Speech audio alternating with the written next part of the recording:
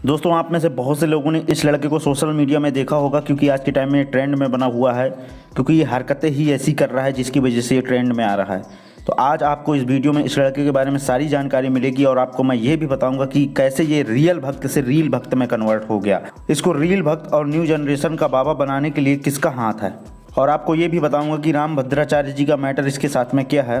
सारी जानकारी आज आपको अभिनव अरोड़ा के बारे में इस वीडियो में मिलेगी, तो इस वीडियो को शुरू से लेकर एंड तक देखना।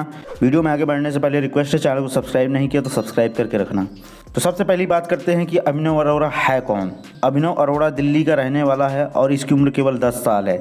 इसके पिता का नाम तरुणराज अरोड़ा है और इसकी माता का नाम ज्योति अरोड़ा है। वहीं बात करें तरुणराज अरोड़ा की, तो तरुणराज अरोड़ा एक बिजनेसमैन है और एक टेडेक्स स्पीकर भी हैं।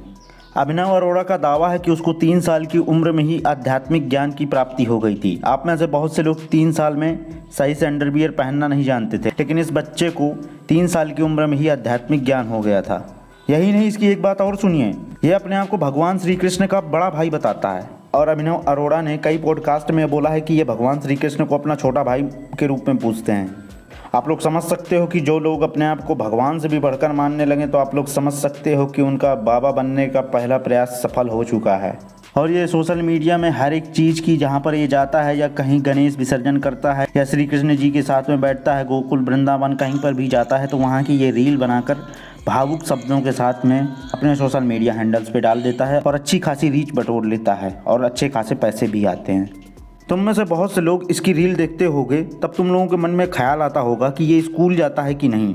वहाँ पर इसने बोला है कि ये स्कूल तो जाता है, लेकिन स्कूल का कभी भी ये नाम नहीं बताता है। कहता है कि स्कूल का नाम बता देगा तो स्कूल को और स्कूल मैनेजमेंट को दिक्कत होगी, जिसकी वजह से ये वहाँ का नाम नहीं बताता है। और सबसे बड़ा इसका आंसर स्कूल जाने के ऊपर ये होता है कि भगवान श्री कृष्ण उनके साथ पढ़ते हैं और दोनों लोग ये साथ में होमवर्क करते हैं।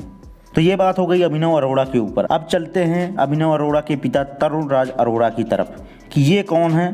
जैसे कि मैंने आपको बताया कि तरुणराज अरोड़ा एक बिजनेसमैन है जिसका कि आइसक्रीम का बिजनेस था।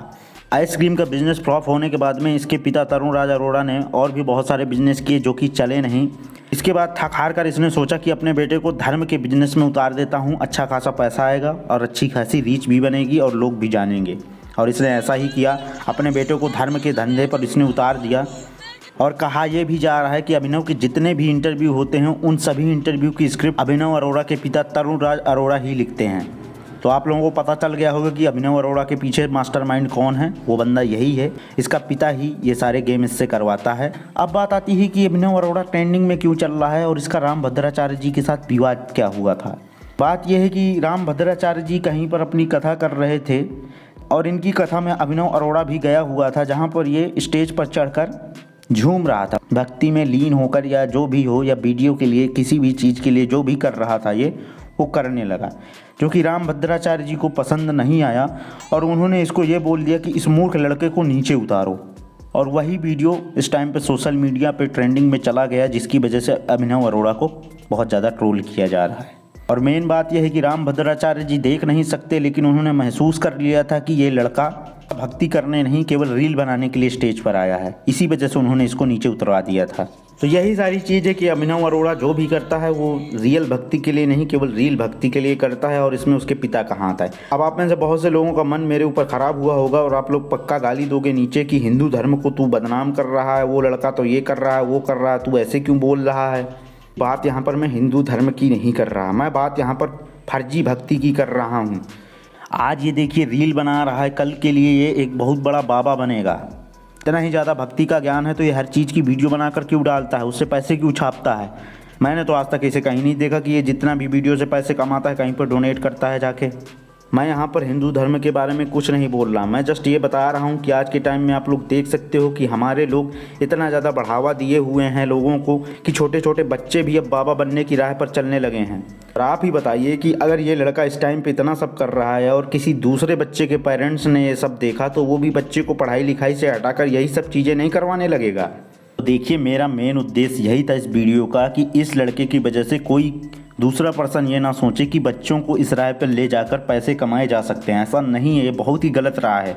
आप अपने बच्चे का भविष्य बर्बाद कर सकते हो ऐसे में। देखिए, मेरा काम है आपको बताना, बाकी आगे आपको क्या चीज़ें करनी है वो आप जाने, क्योंकि वहाँ तक पहुँचाने में भी आप में से ही बहुत से लोगों का हाथ है कि वो वहाँ पर बैठा हुआ है और उसने इसको अपना इनकम बना लिया है और वहाँ से वो अच्छे खासे पैसे भी अर्न कर रहा है।